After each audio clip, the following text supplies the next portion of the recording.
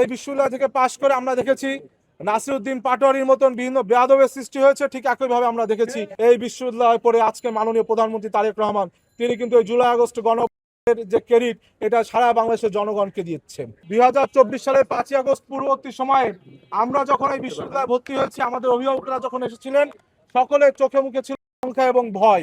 কেননা তখন ছাত্রলীগ ছাত্র রাজনীতির নামে প্রত্যেকটি হলে হলে গণরুম গেস্ট রুমের নামে বিভিন্ন অত্যাচার করত এবং সেই সময়ে ছাত্রলীগের বেশে ছাত্র শিবিরের বিভিন্ন নেতৃবৃন্দ আজকে যারা আত্মপ্রকাশ করেছে তারা কিন্তু হলগুলোতে ছাত্রলীগের বেশে আমরা যারা তখন ভর্তি হয়েছিলাম, যারা বিভিন্ন অন্যান্য মতের ছিলাম তাদের উপর গণরুম গেস্ট রুমের নামে নির্যাতন করেছেন। আজকে আমি আমাদের এই মিছিল পরবর্তী সমাবেশ থেকে সাদিক ক্যাম্পকে প্রশ্ন রাখতে চাই। গতকাল দেখলাম আপনি নতুন শিক্ষার্থীদেরকে বিভিন্ন ফুল দিয়ে শুভেচ্ছা জানাচ্ছেন। আজকে যদি বিতাড়িত না হতো তবে কি এই শিক্ষার্থীরা আজকে যারা ভর্তি হতো তাদেরকে আপনি গণরুম গেস্ট রুম নিতেন কিনা? আপনারা দেখেছেন এই বিশ্ববিদ্যালয় থেকে যেমন এই বিশ্ববিদ্যালয় থেকে পাশ করে আমরা দেখেছি নাসিরউদ্দিন পাটোয়ারির মতন বিভিন্ন বেয়াদবের সৃষ্টি হয়েছে, ঠিক একইভাবে আমরা দেখেছি বিশ্ববিদ্যালয় থেকে পাশ করে সালাউদ্দিন আহমেদের মতন বিভিন্ন আইন প্রণেতা আইনজ্ঞ কিন্তু বেরিয়েছেন। আমরা দেখেছি এই বিশ্ববিদ্যালয় থেকে বেরিয়ে এই বিশ্ববিদ্যালয়তে পড়ে বিভিন্ন যারা রয়েছে তারা বিভিন্ন সময় 5ই আগস্ট পরবর্তী সময়ে এই আপনার যে জুলাই আগস্ট গণঅভ্যুত্থানকে কুক্ষিগত করার চেষ্টা করেছে। আবার আমরা দেখেছি এই বিশ্ববিদ্যালয় পড়ে আজকে মাননীয় প্রধানমন্ত্রী তারেক রহমান তিনি কিন্তু এই জুলাই আগস্ট যে ক্রেডিট এটা সারা বাংলাদেশের জনগণকে দিচ্ছেন।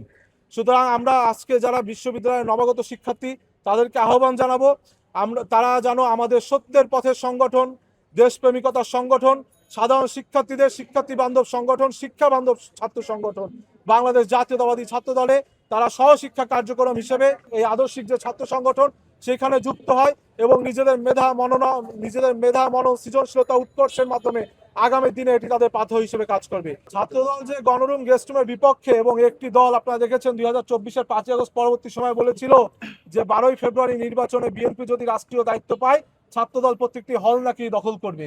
কিন্তু আপনারা দেখেছেন 12ই ফেব্রুয়ারির পরের দিন 13ই ফেব্রুয়ারি থেকে সারা ঢাকা বিশ্ববিদ্যালয়ে কিন্তু ছাত্রদল কত পজিটিভ ধারা রাজনীতি করতে পারে সেই পরিস্থিতিটা শুরু হয়েছে। সুতরাং এই ধরনের